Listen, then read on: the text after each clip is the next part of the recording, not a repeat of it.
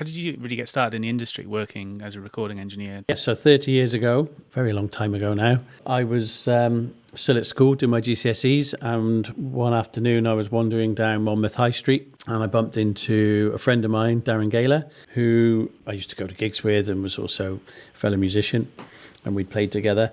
And he'd taken a job at Rockfield a couple of years earlier, but he was leaving to go to the Guitar Institute in London, and he said to me, there's going to be a vacancy at Rockfield and I think you'd really enjoy the job and I think you'd be really good at it.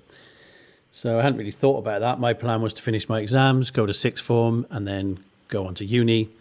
But I said, yeah, sounds good. I mean, growing up in Monmouth, everybody knows about Rockfield. You regularly see all the bands walking around the high street, and you knew this studio was there. And because I had a massive passion for music as well and was in bands, obviously Rockfield was this amazing place that we never got to go to growing up, but we all knew about.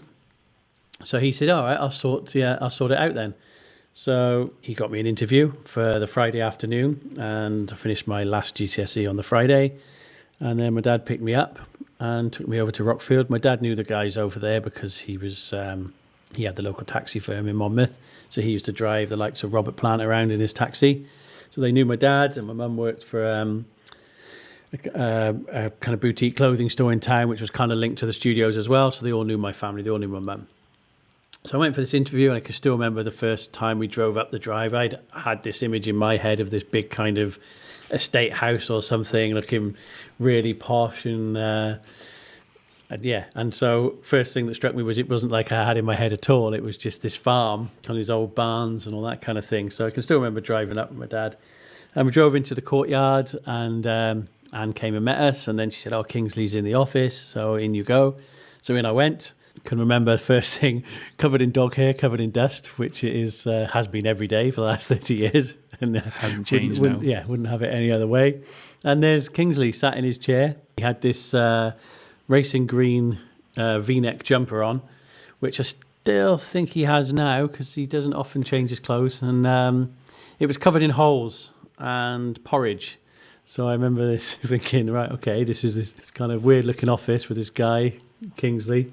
And he's covered in porridge and got holes in his jumpers. So next thing, the interview starts. And when I say interview, it wasn't really an interview, John. It was like he just talked at me for 40 minutes. He just talked at me, told me how rubbish the music business was, not to get involved in music. Don't get involved in the music business. It's terrible.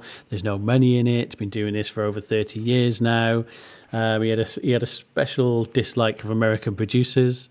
So I think they must have been going through a bit of a rough patch at that time, and maybe they'd had lots of American producers in who'd been giving him a lot of grief and a lot of hard times because, he was very negative about the whole thing. He said, go back to school, go to university, become an architect. That was basically the whole interview. So I said nothing. I didn't confirm my name. He didn't ask me anything, what I was good at, if I liked music or anything. He just said to me, this is how the music business is. I know your family, so I know you're from a good family. We want to employ someone local. Music business is shit, so don't bother. But if when you get home you decide you want to do it, give me a call, and you can start.